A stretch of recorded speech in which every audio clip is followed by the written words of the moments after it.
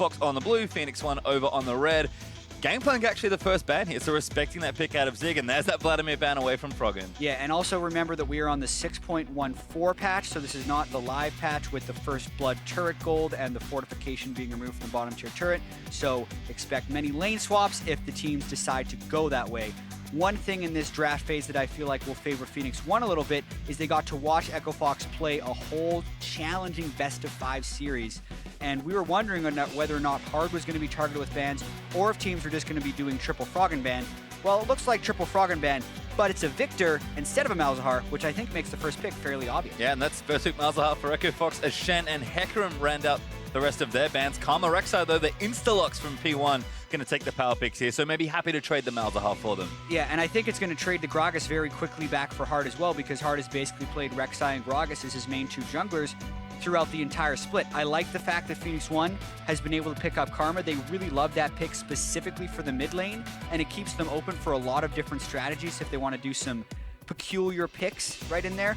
But honestly, that just is a little bit of disrespect to Froggen giving away Malzahar, which has been the highest presence champion, which is pick ban percentage across all the major regions on this patch. Yeah, and it's certainly a powerful mage, so we'll see if P1 have a plan for it. Maybe it is that Karma mid for Pirean, maybe the Zillion counter pick we've seen a bit of. We'll have to find out later, but Echo Fox, I think, seeing pretty standard picks. They're just happy to take the safe picks here. Gragas, you talked about for Hard, will be the pick here, and there's Soraka for Big. It doesn't get any easier than this for your first draft. It's actually really true. This is exactly what Echo Fox wanted to play on Thursday when they were victorious against Team Liquid Academy. I am a little surprised to see Phoenix1 give these picks so freely over to Echo Fox, because I think there are definitely areas which you can attack, but Phoenix1, based on this draft, would either show that they don't respect Echo Fox or that is very confident that they can beat what they saw Echo Fox put out. And if you just give them the stuff, they've been shown they're going to go for it. So, I mean, you can almost... I'm thinking you can almost figure out the rest of their draft is going to be Sivir Ashe as an AD carry and probably Fiora or Gnar as a top lane for Echo Fox. Seems like that's the trend that Echo Fox are going to go for, but Phoenix1 do have some picks to make here as well. We've seen a lot of different picks into the Malzahar. We'll see if maybe P1 have something lined up as Varus and Jhin already both selected. Varus is kind of that other, I'm going to say this slightly, Malzahar counter that we've started to see play a little bit in Korea, I think. True. I mean, it's also just been a generic mid lane pick for Korea more than other regions. Yeah. And Pirean has trended towards the LCK mid picks more than the NALCS mid picks if we look at his champion pool throughout the split. It also would probably push the Karma down to Gate, even though he's mainly played Braum and Bard and Taric this split, but he's had a couple of games on Karma, like far less than other people, because generally when Phoenix1 picks Karma, they put it mid lane. With the Varus, though, that's probably not going to happen.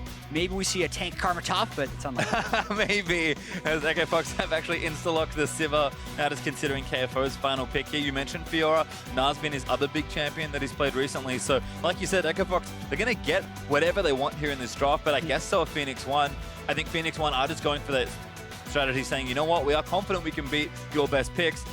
And as a game one strategy in a best of 5, it's a statement to win here and win hard. Yeah, and Echo Fox does not deviate at all from what they did Why Thursday. would they? Why would they? They're going to get the picks. They weren't necessarily banned away from the stuff that was working for them, aside from maybe the Vladimir. The bans from Echo Fox's side, we didn't get to mention those.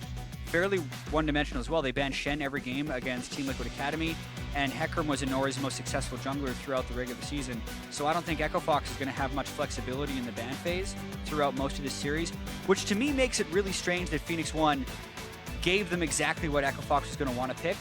All that does to me is tells us that, you know, Phoenix1, they're really confident and they almost practice to go up against that competition. Yeah. You'd have to think. Well, I mean, we'll see how they adapt, but drafts are locked in for game number 1. Last pick, Rumble there for Zig.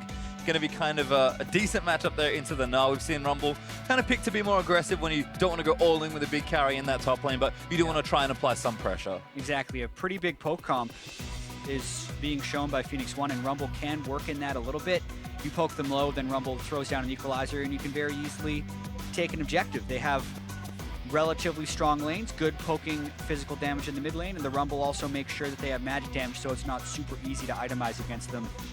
Not something we've actually seen that much of from Phoenix1 this split, this exact kind of setup of champions, but they prepared for promotion tournament. This is what they decided to go with because they knew exactly what EchoFox was going to want, and they gave it to him. Yep, seems very current, at least for Phoenix1, so certainly been keeping up to date with more of the recent picks, but you did say it, EchoFox got pretty much exactly what they want. Coach is going to shake hands. I think they both maybe walk away from that draft thinking they got what they wanted. I should hope so, right? Because EchoFox is just like, sure, if you're not going to mess with our draft, I had all this other stuff planned for what you're going to do with our bans. Didn't have to use it. Didn't have to at all, at least not this game. Well, we've got our finger on the pulse of social media, so get your opinion out there and influence the fan vote there on Twitter. Vote using the hashtag P1Win or the hashtag FOXWin to show your support here in our first game of the promotion tournament into spring 2017. We'll have an LCS team revisit their summer performance. We'll see if it's EchoFox or if it's Phoenix1. Like you said, both teams will have a second chance, but winning it here is much, much more comfortable for you than having to play tomorrow. Both teams looking at this best of 5 thinking, you know what, this is all we have to play to get back. Absolutely. It's just 3 wins to make it back in the LCS. 3 game wins, of course. Phoenix1, with the way they played the second half of the regular season, seemed like a much, much stronger team. We get to hear KFO. Mini Gnar is adorable. He's gone now. Yeah, but what's really interesting about these teams actually is EchoFox should be able to understand the type of momentum upswing Phoenix1 is on, because if we think of the spring split, that's actually how EchoFox finished. They had this huge upswing with a bunch of wins, and that actually allowed them to finish 7th.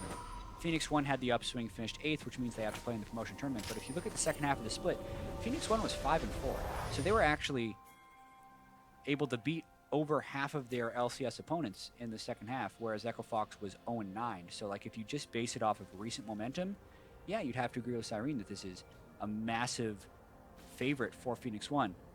But you still have to play the games, and EchoFox understands that better than anyone. They were the team that was supposed to come into the summer split and was supposed to be easy. So maybe they can catch Phoenix1 being a little bit overconfident. And the thing I like here is that it really just is this best of 5. Again, you do get another chance, but EchoFox have to be thinking, well, we won yesterday, it was kind of rough, but we did manage to 3-2 TLA. If we can just take 3 games here, even if it does go to 5 games, we're back in. That's all we have to do. So both teams going to be having that similar mindset, but we do have a lane swap here to kick off game number 1. Big and Keith hanging out there in the top lane, and you can see Karma and Jhin there for Gate and Mash floating around near the bottom side. So, like you said, still 6-14. Going to be seeing quite a lot of this in the series, you have to think.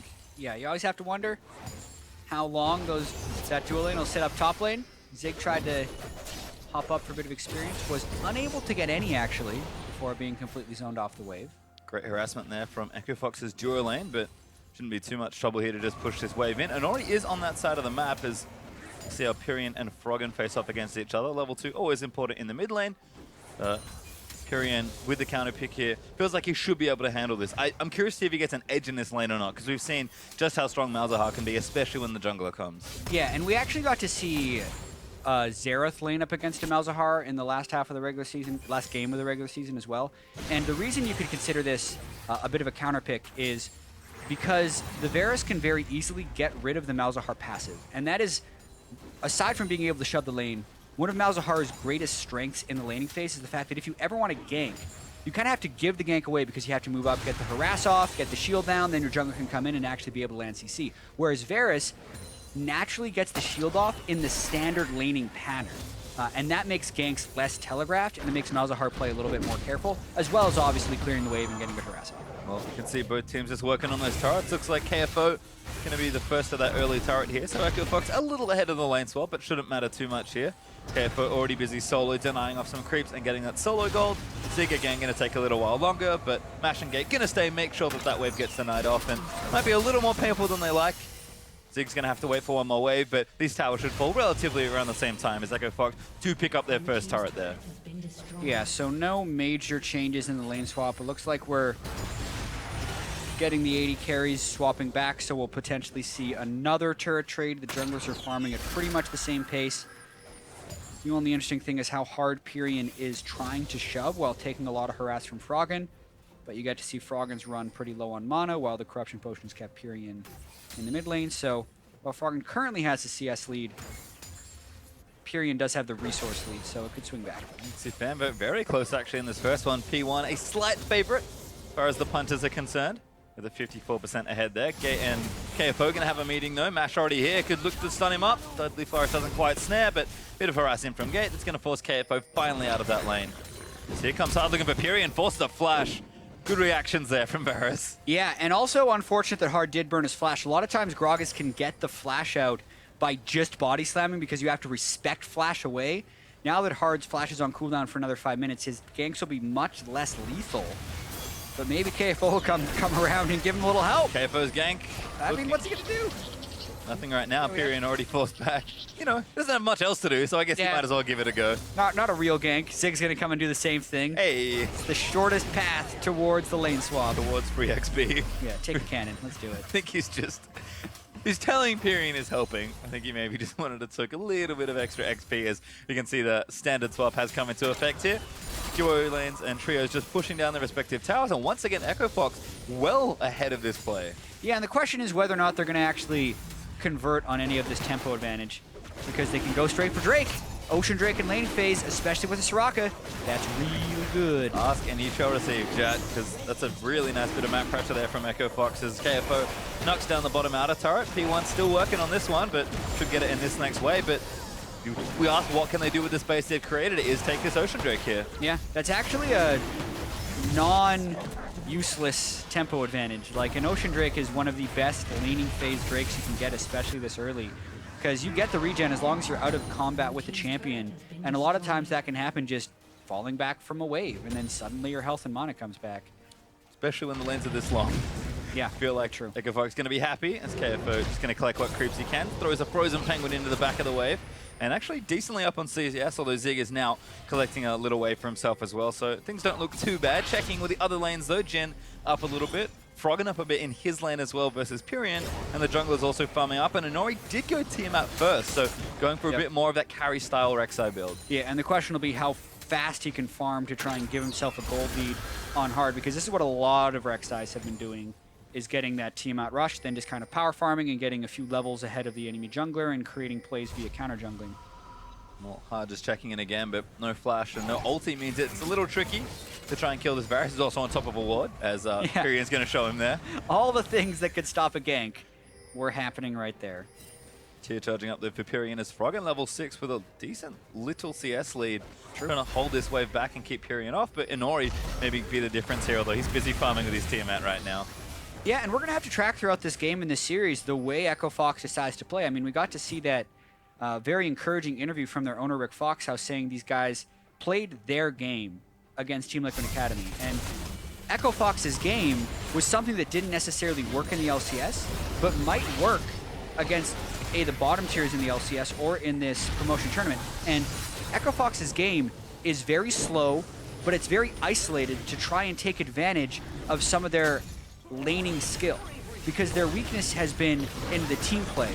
But we have a little bit of team play they're going to have to pull off here as Hard's trying to counter jungle. So we'll get back to that. Yeah, Hard looking for something here, but Inori going to say no, actually. Hard able to take that away from him. Nice little smite away from it.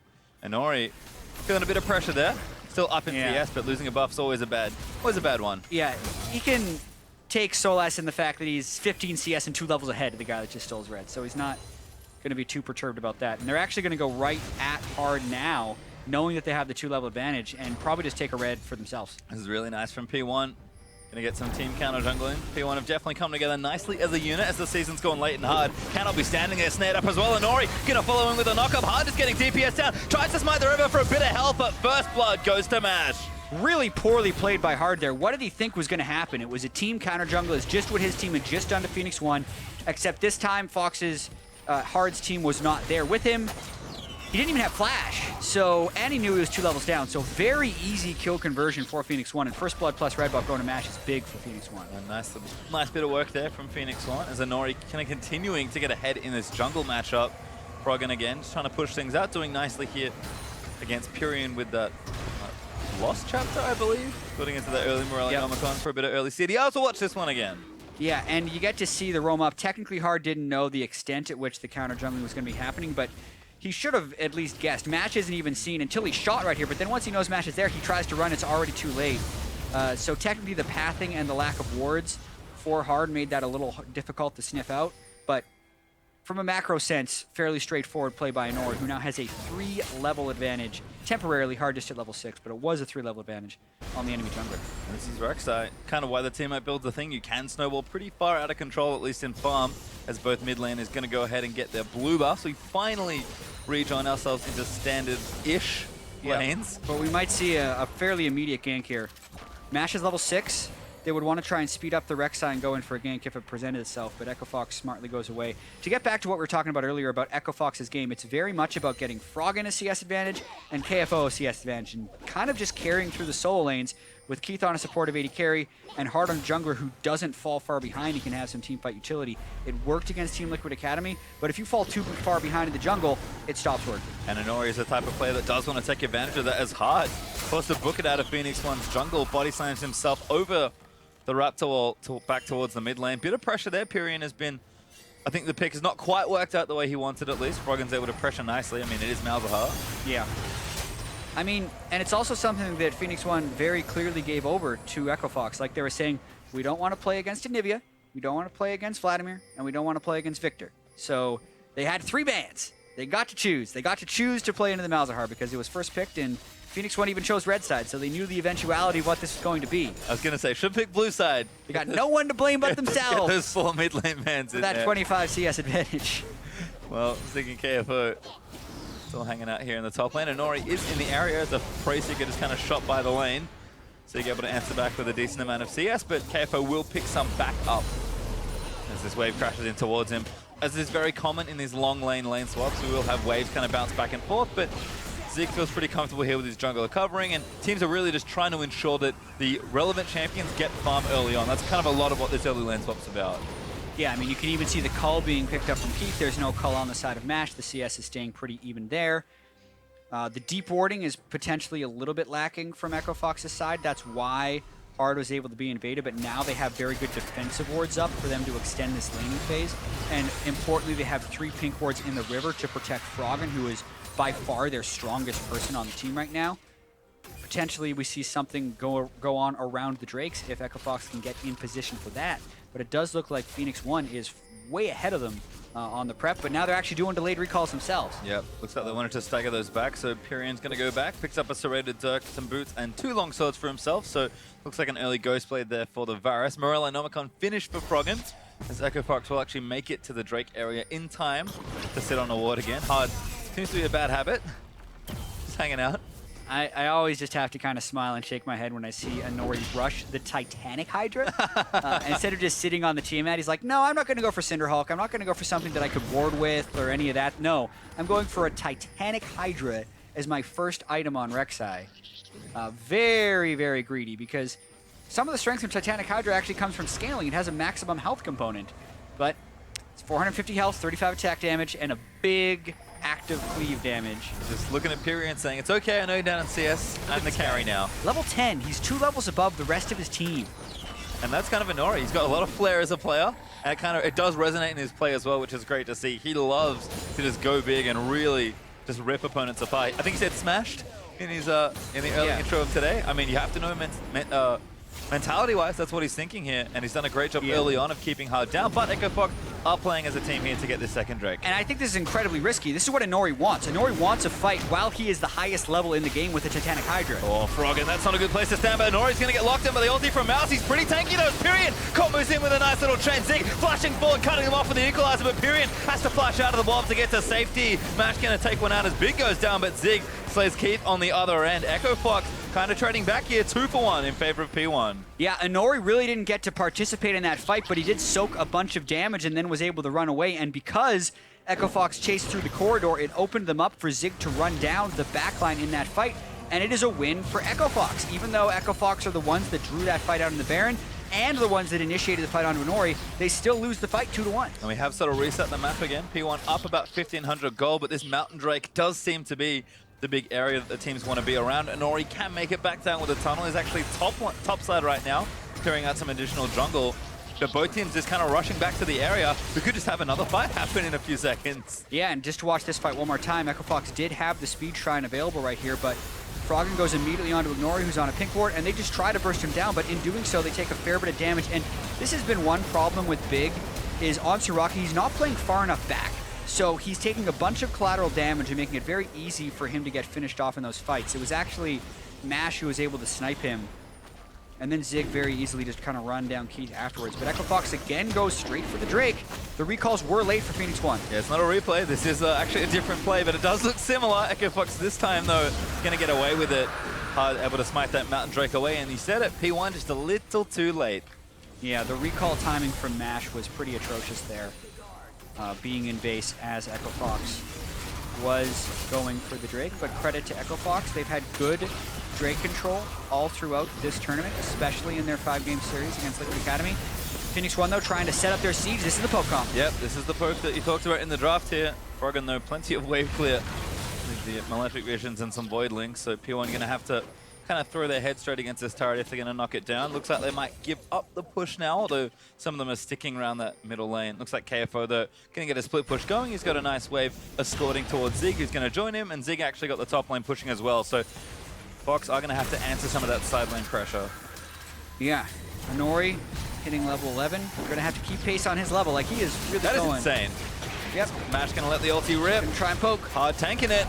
Soraka, they're able to keep him nice and healthy, so pretty good little exchange there for Echo Fox, actually, defend nicely. Phoenix1 trying to get in, but Froggen's wave clear.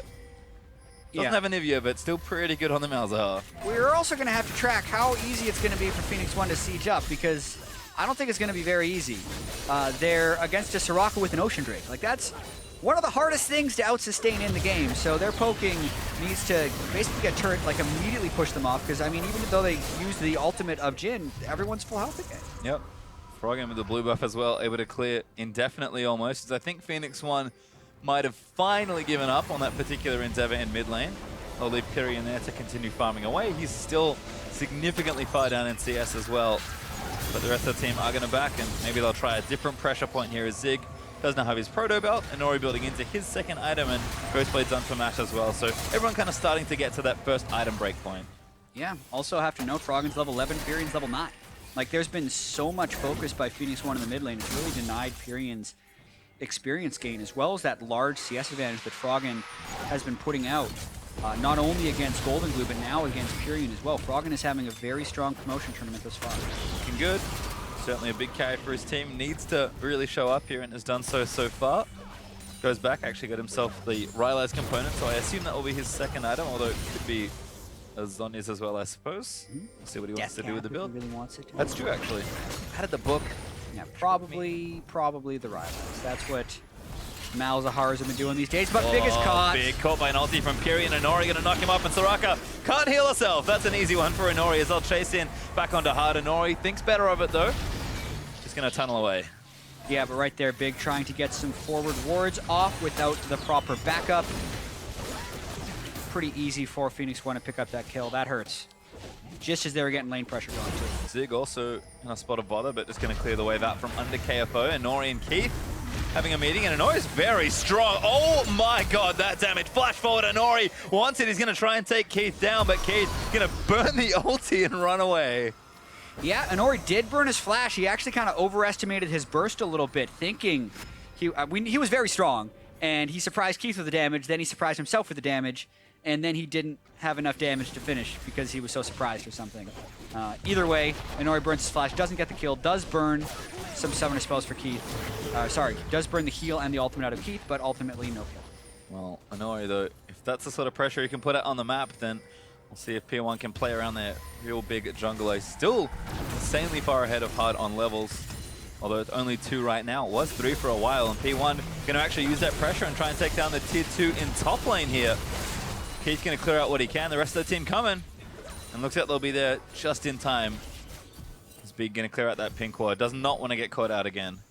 Yeah, and the question will be, does this game just turn into one of those games where Echo Fox continually tries to get later and later, but doesn't have the team coordination and then falls behind, 10 or 15 kills? We saw those games happen fairly frequently. What's going to happen if Echo Fox wants to prevent that is they have to make some of their proactive moves. So that means more going for the Drakes. They already have 2 of them, which is very important. They're going to need that to continue to be the case. If they can get more Ocean Drakes, it makes the poking really, really difficult for Phoenix1 and can let them safely stall out the game. Well, next Ocean Drake is up in about 1:20, so we'll see if Echo Fox continue their run of good form around the area. Keith, Essence Reaver completed, just pushing out this bottom wave here. Froggen continuing to apply pressure there in the mid.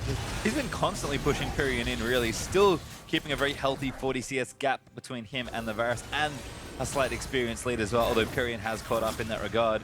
Does feel like we're kind of waiting for the game to break open a bit. Phoenix1 do still have a lead, but it's only, what, 1,000, 1,500 gold or so. Inori has not been able to quite convert into huge amounts of pressure, and now he's actually got a QSS. Yeah. He really just wants to stick on these carries. Who needs a jungle item, right? I mean, it's technically he's got some wards going. He's doing his best against Malzahar. He knows Froggen's going to be focusing him because he's pretty much the lone tank and the lone frontline, so he needs to be very, very fed in this game. But I also think we're going to end up having a relatively stalled matchup just because we have a poke composition against a Soraka Ocean Drake team. And even though Echo Fox does have Sivir and Malzahar, they're not the type of team that usually is able to pull the trigger and create initiations. Plus, they're behind in the game right now. And when they are behind, they typically like to just kind of stall out until they're not. So it's a slow game. I think it could stay slow for a lot longer. Well, we'll see if Phoenix1 maybe want to force a bit more pressure, because that has been kind of their signature in the back half of their LCS season, was just kind of going in and catching teams unaware. Echo Fox, though, played nice in control. See if they can keep that pace up, because right now they've been beaten to this Ocean Drake. Phoenix1 going to try and start it and pick up their first Drake of the game. Yeah, and this could be very dangerous for Phoenix1 if they overcommit to this one. But Inori is very strong and confident. Yeah, they're just going to get it. Yeah, got his smite, does smite it down, and Echo Fox not even close. Big! Oh no, he's going to get tagged up! Ulti goes in there from Varus, and Gate picks up a sitter. Yep, once again, Big in front of his teammates as Soraka. He needs to be able to play behind the rest of his team. Soraka will not do anything. It doesn't help at all to be right next to your teammate. You need to be behind your teammates. 3 of the 5 deaths are them able to pick them off, but that's also what Phoenix1's competition wants to do. Long-range Jhin into Varus, get the kill. Yep, seeing Soraka struggles versus long-range burst damage. Froggen actually did it in the game 5 versus TLA with the Lux pick, which was sort of ingenious, but Big certainly feeling it right now. As Pirean just continuing to keep this wave trimmed back in mid lane. Turret's taken some hits, but able to keep it reasonably healthy. Sig was maybe in danger of getting dove here, but Froggen did not commit to fully to the roam up to the top lane. And an Ocean Drake's nice here for P1. It'll definitely counterbalance out the potential snowball of that Drake out from Echo Fox. And again, they're just looking to make a play. Big. And look who they're getting. Oh, Big, not again! Jukes out of the way. But it takes so much damage despite not getting locked down. That was a for sure kill if he got tagged. Yeah, nice little side steps as well as burning his flash, but it also means he is less able to go around and place forward wards. It's going to make it harder and harder for Echo Fox to push any of these CS advantages. That was a Varus Q to make the Jhin root, and then that was pretty much it. That was all of his health. Yep, and that reaction I think sells it. Yep, shouldn't have been there, he says. I mean, Soraka has to be one of the unsafest support to ward with on your own, and Phoenix1 gonna try and just push down this mid lane. Again, getting some poke damage in, but Echo Fox are very stubborn when it comes to holding this tower. Neither team has really been able to crack open that center section, and I think especially in the lane swap, it's part of the reason we're seeing this game kind of get delayed to this mid game and still hold it nice and close between the two. Yeah, I mean, Malzahar is always going to be able to shove up the wave. If they have the Soraka there, they're not going to be able to poke down people on Echo Fox. So the fact that Phoenix1 keeps trying to stubbornly push down this mid lane, like, it is just going to stall out the game, most likely. KFO also getting work done in that bottom lane versus Zig. Zig's been keeping up decently well, but KFO, especially in mini Gnar form, with the Hex Drinker and the Frozen Mallet all done, should be able to apply some nice little pressure. Echo Fox just continuing to, again, keep this siege away, and at least Inori's getting something out of it, I suppose. He's actually busy farming away. Can join, of course, with the ultimate when he needs to, but no real big go button here for Phoenix1. Again, you said it, they've really just got poke. They have to pick someone off with their long range or try and poke something down, and with Soraka it's been a little tricky. Echo Fox, you have to think, despite being behind, kind of happy with the way this game's going. Yeah, and contrary to a lot of the LCS games where they were stalling out without a scaling advantage, there are advantages they can accumulate in this matchup. Like, the entire gold lead that Phoenix1 has is concentrated on Inori. Like, it is literally just the Rek'Sai over the Gragas, and that's the whole gold difference. The solo laners and the marksmen are all very similar in gold. In fact, Echo Fox has gold advantages in top and mid lane. And Rek'Sai is a champion who's not known for his scaling. He's known for his snowballing, his ability to take over the early and mid game. But as we get closer to 24 and 30 minutes and 40 minutes, Inori's going to be less and less useful, and Froggen and KFO are going to be more and more useful. So this is still a game where Echo Fox could turn it around. It's also not like Keith is worried at all either. He's kept up actually very nicely in CS because of all this sieging. P1 trying to brute force it down now. They might finally get it. Ulti up on Gragas, going to clear out the way. They need to auto it down. They do get it. They commit quite a lot there, and Keith and KFO getting some free time in the side lanes. Yeah, and I mean, that whole thing happened because they had sent Keith top lane to get a push off. Don't necessarily agree with that call since they were stalling out fairly well. Now they lose access to their 3 outer turrets. Going to make it a little bit harder to stall out, but the game will still stay relatively close. And I think for me, now that Phoenix1 have broken open a very central point of this map, what do they do with it? Because they've sort of played Echo Fox's game a bit. I think they've been playing around the Drake spawns, making sure that doesn't get a little out of hand. But they do need to force something here. They've got perfect opportunity to assault the central section of the map. So get your vision down, get your pick composition into the right spot, start catching people moving through that jungle. Exactly. I think they continue to try and catch Big out. I think because they have access to the center turret, I think Inori's going to go pretty heavy on the counter jungling and expect some team counter jungling by Phoenix1. That does start with getting the lanes under control, but already you can see Inori flying in there, shooting a Prey Seeker over the wall. He's trying to get pressure inside the jungle. On the back, maybe spotted KFO. He does eat the snare as he tries to hop away. Mash going to chase him down. He's popped the Ghost Blade for a bit of extra speed. Mash going to flash in. Whew. KFO forced to burn a summoner. Oh, ulti. Nope, KFO's going to juke it. Run away. That felt a little ambitious by Phoenix1. Ghost Blade in one flash, but there's Zig actually on the other side. CC forever. Can't really get away. Flash Proto Belt might be enough. And looks like it will barely save his life. And here's the TP back in. Keith getting chunked up by Inori. As Pirean's also on the other side. Inori going to flash out to safety, but Pirean trying to snipe Keith. He does get him. The Rumble ult as well to slow him down, and Inori just slides out the side.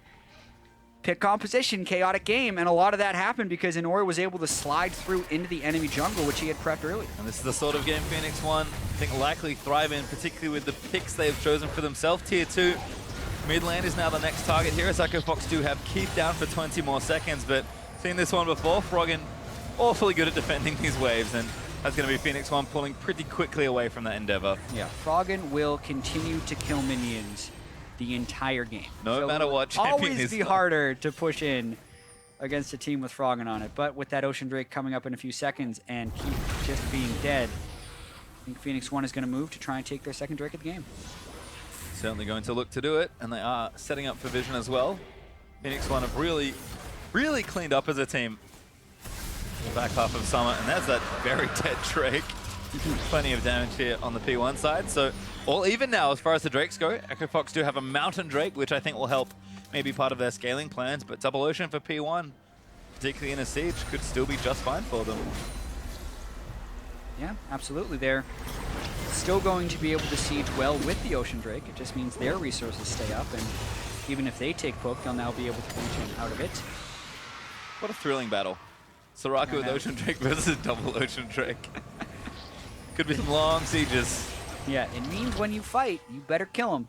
Otherwise, they're coming back to full health. I mean, there are some squishy targets, certainly, on Echo Fox. We've seen poor Big get picked off a few times here. Keith was the last victim of the sniping. Yeah, you can see he's even gone rapid fire cannon on Sivir just because it's so difficult for him to just get in range for like a single hit. Not too bad on the offensive either. We'll see if Keith can kind of keep himself safe here on the Sivir, but we'll delay some of that real power moving late into the game. He's even got a Vamp Scepter as well, so I think acutely aware of all the DPS out on the Phoenix1 side. Looks like Baron could be the next order of business. Gates are already kind of clearing vision around it. P1 have claimed the Rift Scuttler, so they have the speed train at their disposal, but both teams are kind of getting position around the area now that the Drake isn't up for the next 5 minutes or so. Yeah, and maybe we're back in this cycle, but they're just going to try an initiation. Zig actually going to go for something, but pretty half-hearted there. True, maybe he's just walking through mid lane. Relatively low cooldown on the Equalizer at this stage in the game. Still don't think it's a good ultimate. But with the Drake being down for several minutes, maybe Baron becomes the next point of contention for Phoenix1. I think KFO is continuing to be a problem here for Phoenix1, sorry, because you can see what they're trying to do, get the waves pushing, start a siege, catch someone in transition, but KFO is constantly split pushing, even has a more of Mortius finished. Looking like he really just wants to 1v1 Zig for the rest of the game. It's been a KFO strategy pretty much all season long. Yeah, and very rarely has Echo Fox been able to play the push and pull properly, because in this situation, You're 29 minutes in, he's pressuring the wave, which means that Phoenix1 should be getting priority over Baron, but that's actually not the case, and he gets a turret, so well played so far by Echo Fox if they can dodge this. Could be bad news. Pirean looking for an ulti, finds Hard, actually is going to take a decent amount of damage, but relatively tanky on the Gragas, not enough to take him down. Yeah, and there's an ultimate down from, 2 ultimates down actually for Phoenix1. Big should be able to sustain up hard, just depends how long he can heal with the Ocean Drake. Now it becomes a play for Baron. This could have been done earlier by Phoenix1 in a sense because KFO has been down as teleport actually this whole split push time. So it's a very risky play they've made, but they're getting away with it. Seems like Phoenix1 maybe don't have all the info because that does seem awfully risky. Oh yeah. Getting away with it so far though, and Echo Fox are actually going to get a mid lane turret here. Phoenix1 starting to show a bit of that shakiness again. Fall into the pressure, and the game's getting later and later. Inori will be less and less relevant with his massive gold lead, even though he's the richest person on the map right now with 10,800 gold. He hasn't been able to make many plays with it, and Echo Fox is sticking right with him. And to reiterate, Hard is still horribly far behind in this matchup, but oh, yeah. able to be relevant on Gragas kind of no matter what, I think. Oh yeah, I mean, that is the thing though about the junglers in this meta is they are enablers for the solo lane, and they are also people who can snowball the game by like 30 or 40 minutes. Never will you be in a 60-minute game and be like, oh man, that tank Gragas, he really has a lot of items. That's not going to matter. This is bad though. Not sure what Froggen's doing here. Yeah, he's popped the ghost already. He's going to try and make a break for it. Does slow him down, and Inori's going to flash knock him up, and now Gate's going to flash in for the roof. Froggen can't really go anywhere, and that's going to be a kill for Mash. That could be a huge problem. Not really sure what Froggen was doing up there. We were just talking about how well they were stalling the game out. Let the games begin. Phoenix1 trying to push bottom side. Echo Fox actually trying to push mid. Well, Zig actually burns an ultimate, clears out one wave, but 4v1 right now for poor little Zig. Could have a race on our hands, but Echo Fox going to pull out after that one tower being taken. Have to kind of get back quickly though, because P1 are still going. And that's the thing, Zig is here to disrupt the recalls, so they might get the inhibitor off of this one. Got teleport as well if he needs to join, and this inhib is going to fall in top lane. One little mistake there cost Echo Fox quite a lot. They did get one turret, but losing an inhib is not the trade they wanted. Yeah, and the question is how much more will they lose? With the inhibitor down, KFO running to the bottom side, and control of the Baron area actually just completely lost. So now it can be heavily pressured by Phoenix1. Almost instant pings onto the area as well. Good vision from Echo Fox is actually there, so it's not free to just rush in and take it, but they will, or they should be able to move around, clear that vision out. Although it looks like they are going to go back now and spend some of their money. No threat just yet, but Echo Fox do have to tread very carefully. One of the downsides to the way they like to play is that mistakes cost you a lot more than you would if you were being a bit more proactive. Very true, especially the later you get into the game, the mistakes cost you more. And eventually you have to do something to win the game, which has been a pretty big problem for them throughout the split. But even with all that, even with the inhibitor down, they still have good wave clear champions. They still have CS advantages in all 3 lanes. This game is at least within touching distance here for Echo Fox. Still winnable. Phoenix1 not too far ahead, although 3,000 gold isn't too bad here at 32 minutes. Baron, though, is going to be the big prize here for both teams as KFO for the GA once again going for this early Guardian Angel on the Gnar. Well, at least he didn't build it right after. True. At least he did a Frozen Mallet first and then the GA, so it's a little bit more acceptable. He's got a Warden's Mail as well, so I guess he's feeling pretty happy with himself. Zig, firing shots away onto Old Hard. He's transitioning to teamfight. He's no longer needing the magic resist against the Rumble, and when he's got a GA as well as a Warden's Mail, that means he actually kind of wants to teamfight. So this next Drake is something Echo Fox is looking to contest. Yep, Mountain Drake up right now. So teams are in the area to contest for it. Phoenix1 gonna make sure they stay together. Looks like a handover of the blue buff to Pirean is in order here. They do kind of have to poke them off the objective. Echo Fox could look to be proactive here. Yeah, Echo Fox is also on a timer though, because those are super minions over on the other side of the map. Yep. That will crash. Oh, P1 gonna wait, but Froggen just gonna eat some ultimates here. Damage is good. Oh, ulti out from Zig as well. Last bullet misses though. And Big should be able to top him off.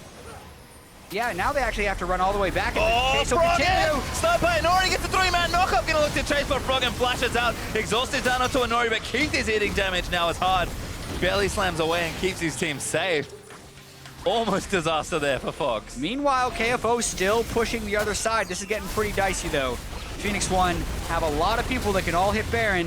Echo Fox have very few people that can contest. Yeah, I don't think they can actually, so it's kind of a race here as KFO is going to look to try and take something off of this. Zig can teleport back in if he needs to, but he can't do it now. It's way too late. They'll take the Baron, they'll recall, but KFO will at least get a turret. Yeah, now you have Froggen trying to clear the minion wave. You have a desperation take of the Drake by Echo Fox. If they can make it over there, they might be able to. Baron Empowered Recall plus Home Guard Boots. They get there pretty fast. Hard and Keith, you guys better hurry. This is a little too much, I think. Keith gonna have to face check a very, very large jungler. Hard staying in the area. I'm not sure why he's on yet. There we go. Hops out of the way. Realized that that's not a good idea. And a Nexus turret, I believe, fell as well. As Echo Fox could not combat the super minions fast enough. P1 gonna take a Mountain Drake for themselves, and this looks tricky to navigate these next few minutes. Yeah, the power plays have started happening for Phoenix1. They have the Baron buff. They also have an inhibitor down for the next several minutes. So that means take the Baron empowered minions as far away from the open inhibitor as possible. That allows the super minions to crash into Echo Fox's base while you're pushing the other side of 5 people, and that's how Phoenix1 is going to look to make a play. Well, P1 now pushing down this bottom lane, so we'll see if they can break yet another inhibitor and its turret. This tier 2 is not long for this world. Echo Fox intelligently not looking to defend this one. Looking to seal the damage that the double AD carries do here into the turrets. Oh yeah, and now they have one Mountain Drake as well to make this faster. Maybe KFO could teleport him, but he's already Mega Gnar, so that'll run out by the time the fight happens. Froggen again gonna lose his passive. Keith, Match Show just trying to get some bullets, and Keith gonna get caught out! Last bullet, doesn't throw it in, I think he ran out, but that turret's gonna go down for it. P1 just break the bottom wide open. KFO's actually still pushing out a lane. Yeah, just not great cohesion by Echo Fox. Never willing to try a team fight, even though the gold is close, and I think the team fighting compositions would be close as well, but that's now 2 inhibitors for Phoenix1. And it's funny to see the tier 2 still up in mid lane, but Phoenix1 are just going to pinch Echo Fox in 2 different lanes as the super minions going to provide a constant stream of pressure. Top lane inhib should respawn in a few minutes, but P1 just have all the time in the world, it feels like. And that gold lead is still not that big, but Echo Fox not willing to fight unless they feel like they've got a surefire win. Unfortunately, in League of Legends, sure things come very rarely. That is very true. Although, with 2 waves of super minions crashing in, Phoenix1 is going to keep the pressure up. Yeah, I mean, they can just melt these turrets at this point. Still plenty of Baron left to play with. Ulti out from Hard's going to try something. There's a teleport. Where's KFO? He's around the backside. Oh, he's almost about to go Mega. Gate actually in trouble. Gnar's back in. Gate just gonna miss the wall, but Hard's gonna follow in for it. Keith able to get one. Echo Fox charging forward, get another as they'll take out Zig. Pirean trying to cut around the backside as Inori gonna get knocked back. Pirean now caught out of position, gonna get himself exhausted and forced to flash out to safety. Phoenix1 barely lived, but Echo Fox finally pulled the trigger. Yeah, at their tier 2 of all places in the mid lane, and this should buy them enough time to at least clear the minions out and keep the game close. Top inhib has respawn. They're going to have to try and save it. Should be here in time, though. You can see that lone Nexus turret. One of the few structures left defending Echo Fox's game 1 here. Yeah, and in not the cleanest fight from Echo Fox. Hard body slams in the back as the teleport is coming in. It means Zig is taking a bunch of damage from Keith. Froggen and Big are actually staying fairly far back, but then like KFO gets a lot of smacks into Gate before anyone's able to help. That's because the 2 marksmen of Phoenix1 were falling back around the left side. That allows KFO to kind of hop around on Zig. Froggen's able to ult Inori, deal QSS, they continue to CC. Pirean had then gone back around the other side to try and win the fight. So basically Echo Fox was able to split up Phoenix1 in that fight, which is pretty huge, and that's not exactly what Phoenix1 wanted or what Zig wanted as they're looking to kind of make that their final push, because this definitely prolongs the game. Which is not what they want, certainly. Gonna lose Baron on some key members here. Only active on 1, I believe, is Pirean still holding the buff for himself. Not for too much longer, though, as it should drop off relatively soon, but maybe just enough to take out this mid-tier 2. So only inhibitor turrets and Nexus turrets left for Fox, and not too many of them either. Yeah, 9 of their 11 turrets down, and Inori trying to solo the inhibitor. Almost. Yeah. Made a good show of it. He does have 15,000 gold on Rek'Sai right now, so he's feeling pretty confident. He's the split pusher now. I think he's the everything now in this particular game. Talk about playing around Inori, taking it to an extreme here as again the poke's going to just fall in. Good little shield there from the Locket. Going to keep Echo Fox healthy-ish. Hard looking for Pirean. Doesn't quite combo the Carskin though. P1 is happy to reset and keep poking. Yeah, because the longer they can hold this position, the better their bottom lane is going to be pushing, because that's where there is a down inhibitor, and there is only 1 Nexus turret to help those super minions. So that would mean Echo Fox has to pull the defender off when that wave hits. So either Echo Fox initiates now, or they send someone back to defend their Nexus, in which case Phoenix1 can down the inhibitor. So it's a game of patience, and it's about not making a mistake. Phoenix1 just playing back that huge wave is finally moving towards the bottom, but they pull away. That's a mistake right here, because they actually had 2 super minions, which was going to require a defender, which would have given Phoenix1 the window to take down that inhibitor. But they play it really safe, which when you play too safe, you actually do yourself a disservice, and it becomes a risky play. Because the risky play is that all inhibitors get up for Echo Fox, and you fight around something like the Elder Drake at 40 minutes, because a lost team fight there loses the game. If Phoenix1 messed up that inhibitor take, they probably still get the inhibitor, and maybe they lose one person. Now they're in risk of losing the game. And look at that, Elder Dragon up in 55 seconds. That could be the situation where Echo Fox might find a window back into this game. Again, not too far behind here. Yeah, and to make matters worse, the Elder Drake objective that is going to be coming up first is in the lane where Echo Fox is naturally going to want to be to push out the minions. So it actually is very convenient for Echo Fox to make this play happen. Death cap completed onto Froggen, 70% crit onto Keith. It is a winnable fight for Echo Fox. P1 need these wards down. They've got 30 seconds to clear out the vision and see if they can't catch any stragglers. Wards going down. Hard actually unwarded there in that particular brush, which is quite rare. Didn't sweep it out either, so having some faith. P1 again going to try and get some of these waves going. Top lane's pushing back for Echo Fox, I believe. Bottom lane still in their favor though. Phoenix1. Again, you can't set themselves up to fail in a weird way, but they do really want this Elder Dragon. Yeah, they have some pretty good vision control, however, so it's going to be very hard for Echo Fox to get in. Also, I'm surprised Echo Fox is trying to push out mid rather than bottom, because that super minion wave is going to crash, and that's going to pull Echo Fox back to base. So Phoenix1 actually in a pretty good position right now. Elder Dragon up, but Phoenix1 no, they can't just go ahead and start it. At least when not when Echo Fox are just standing right there, and hits the back up. But definitely in danger again, as Echo Fox kind of have to make a play. This is these big decision points. I think Echo Fox should send KFO back to base. He can clear out the super minions and he can threaten with teleport. But that is not what they're doing quite yet. Phoenix1 pinged him as well. They saw KFO, so they know he's heading back to try and deal with that big wave. They kind of have time now. They've opened up space for themselves. The super minions are going to have some pressure here. Phoenix1, did they just go straight for the Elder Dragon? It looks like they do. Yeah, it doesn't die super quickly. It's a 15,000 health objective, but it's now at half health, and Echo Fox just now moving in. Oh, KFO is actually going to start the TP. He has to go in now. Hard, going to try and steal it, but he doesn't get it. And P1, now Elder Dragon and Power going to look to fight, but KFO flashes forward into Mega Gnar form as Matt just going to try and snipe some people down. These bullets should do so much damage, but KFO going to take most of them. That last crit, though, did tag Keith, and he barely lived. And Inori doesn't care. He's actually trying to push the inhibitors. The true damage burn is massive on Echo Fox, so Phoenix1 is going to continue the delay, whereas Inori might look to end the game. Going to do something here. Phoenix1 chasing Echo Fox as far back as they can, but Inori burns actually just waddles down there, doesn't even use the ulti, and looks to try and open up the Nexus. Echo Fox are here, though. Now they have to be careful.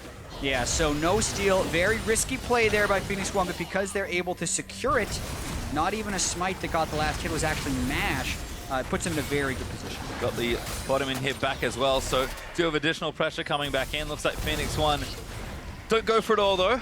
They'll play, again, a little safer and actually do have to deal with that top wave as looks like they'll just back off, clear that out, and maybe just reset for Baron at this point. It is back alive. You can see the ping's already there for P1, knowing that that's their next objective.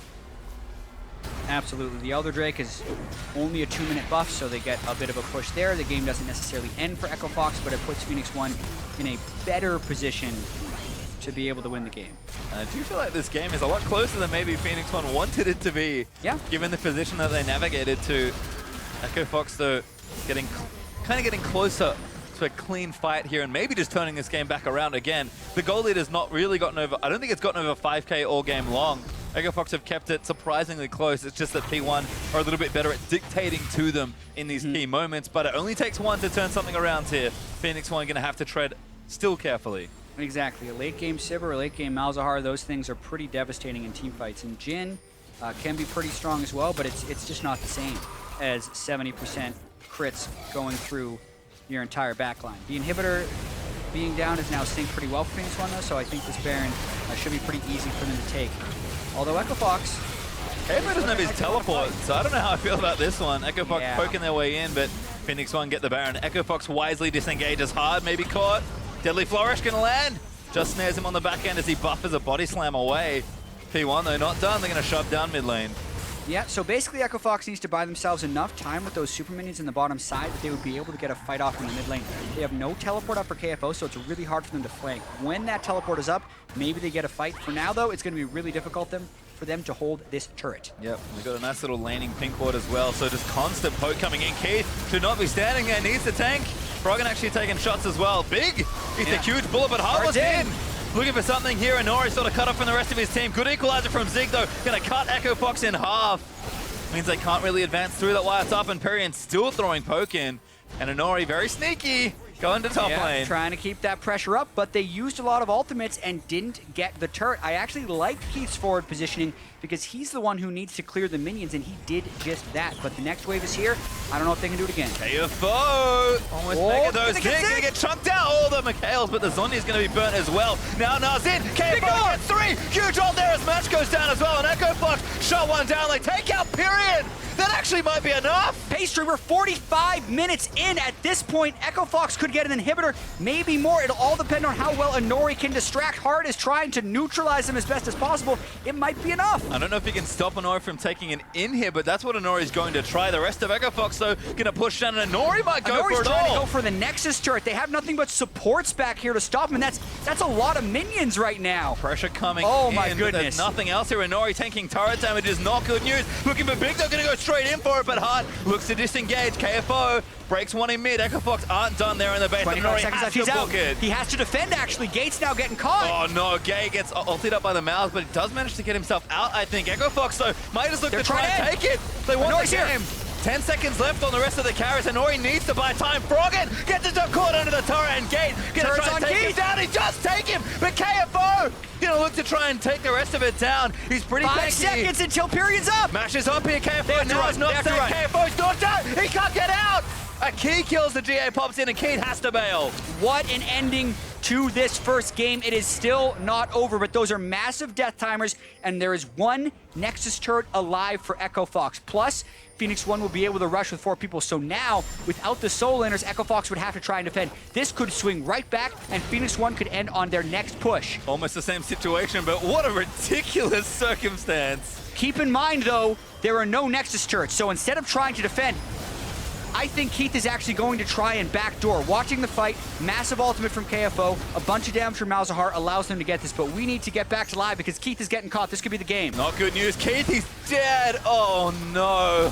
Heart sink there for the Echo Fox fans as Zig now going to move forward there onto Hard. He's dead as well, and that should be it here for Phoenix1, closing out a blockbuster game #1. Yeah, because it was such a tricky situation. Keith didn't think that he could hold without his soul laners, so he was trying to backdoor, but Phoenix1 sniffed it out.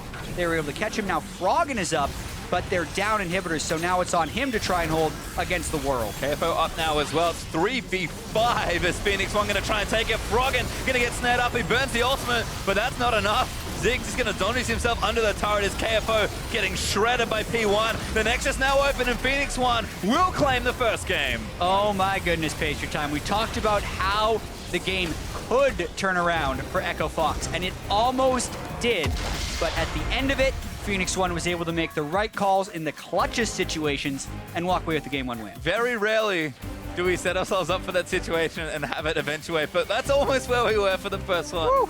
P1, though, able to show that they are maybe a little calmer under pressure.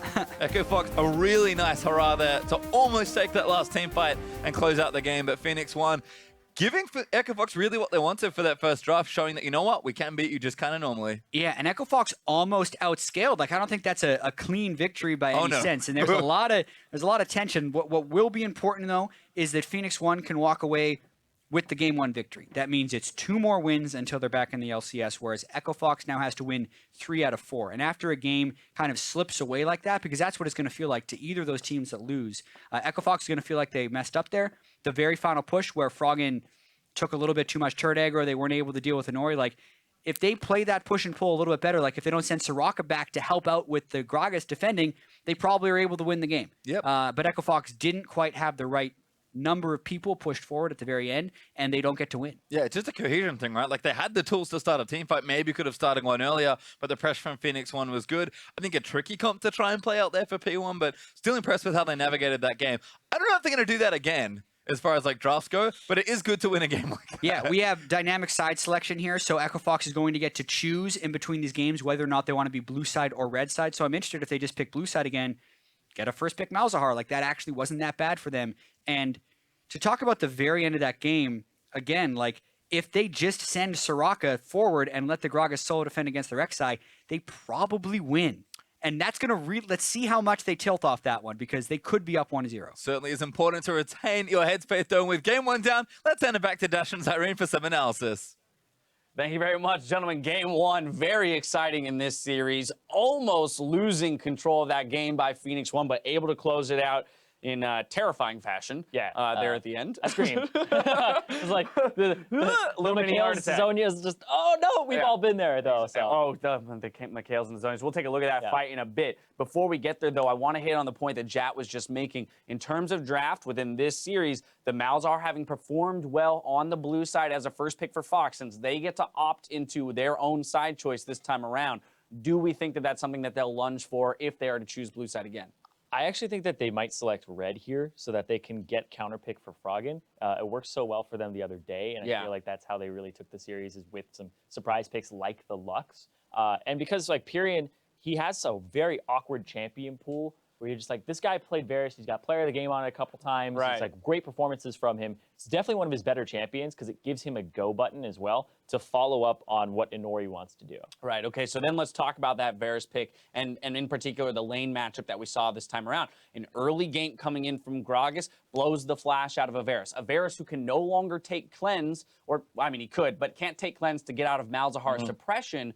This should be a lane that is visited 12 times in the first 12 minutes. Yeah, and hard like body slam flash, like tries to get the kill early, gets the flash. That's still a successful gank. Revisit that lane. And I kind of feel like a broken record because I've cast a few of their games and had the same critique of Hard. Is he's not a mean League of Legends player. So he's not going to revisit that lane. He's not going to try to tilt somebody off the face of the earth. And he's going to be too nice to his team and try to help everybody. Right. I just feel like you need to smash that lane over and over again. And that helps Froggen help your team so that he can spread his lead to other places. And he doesn't do that. Instead, he doesn't have his flash. He gets invaded on early on, and he ends up being first blood because he's just not a very active jungler, and then you see the proactivity from the other teams really biting. That's what I was going to say. This game, again, it just took me back to every Echo Fox game throughout the LCS split where we're sitting there going, just do something. Just try and make something happen in the first 45 minutes of the game. I just want to see action. Of course, that doesn't happen. They do play that more defensive game. They still almost win in spite of it.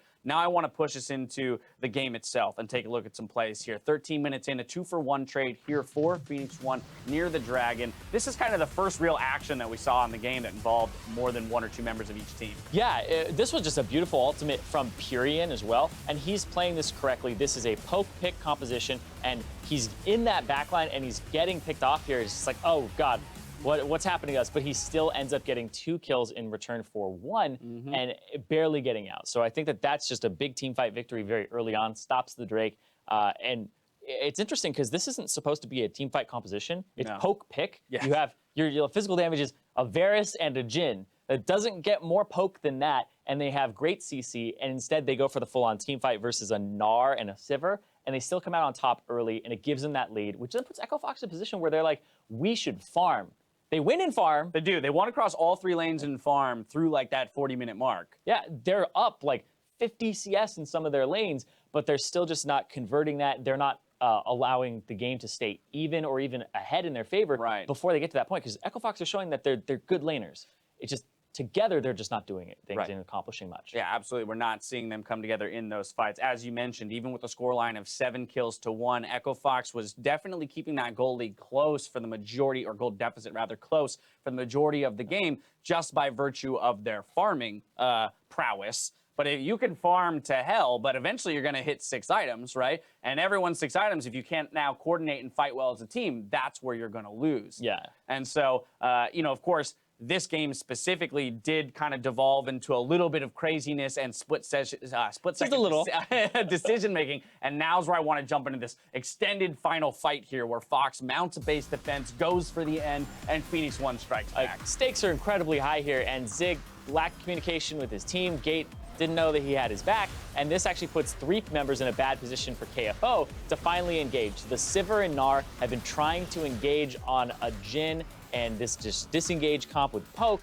the entire time, and they finally get the fight they want. They finally get the fight they need, and they catch Zig. They get 3 kills. There's only 2 members up, and there's only a support defending the base. Right. And Inori gets to back there. If that Void Rush doesn't go off, he doesn't get a back off, he doesn't get to that Nexus in time, he doesn't get to back, and he doesn't defend the turrets. So it's both on hard and on big that they didn't stop the Void Rush. They were not putting aggro onto him, and now Inori gets to walk up and push Keith off of the objectives. Yep. That's a simple piece of League of Legends that at this point that every pro should know. It only takes damage to stop a Rek'Sai ult. You don't have to CC them. So even a point of damage would have stopped her in her tracks. She no longer gets to back. You probably finish the game out there. Yeah, that doesn't happen. Like a banana was thrown at him, but still not enough. And they stopped for the blue buff here, which is crazy because I feel like he wants to backdoor, and Keith doesn't have his ultimate back up yet. And he's just like, oh, well, this sucks. Here comes everybody else. Ultimate comes down from Zig, making up for what happened earlier and getting those final kills, securing them, and slowing them enough so that the entire team of P1 can collapse.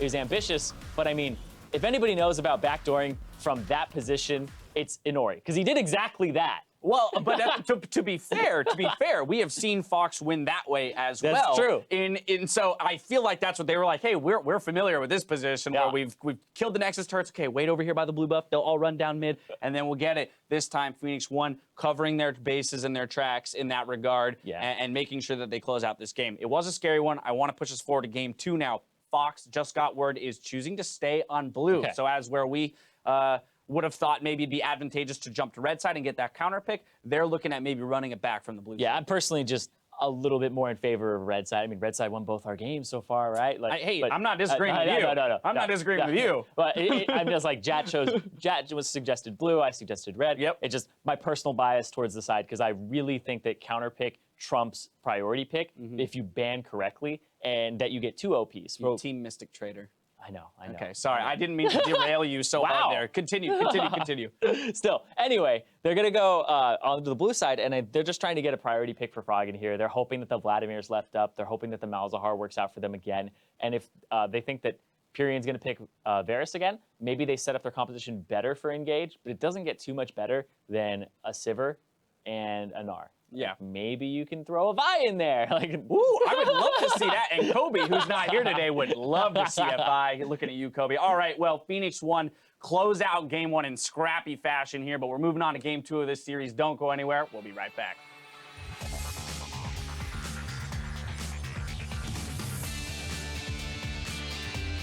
Take the game slow. Going to the Meister, taking the game slow, like Mash said, it's like we're playing TSM. It's not going to be easy series. But we got this. Yeah. Inori gonna follow in with a knock-up. Hard is getting DPS down. Tries to smite the river for a bit of health, but first blood goes to Mash. Pretty tanky though. Pirean moves in with a nice little chain. Zig flashing forward, cutting him off with the equalizer, but Pirean has to flash out of the bomb to get to safety. They're looking. Got it. They cannot. Go man. Soraka die.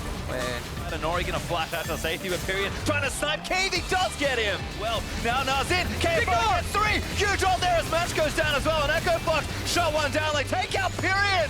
Get him. I got him. Nice shot. Hey, end the game. Nice. Phoenix1 was able to make the right calls in the clutchest situations and walk away with the game 1 win.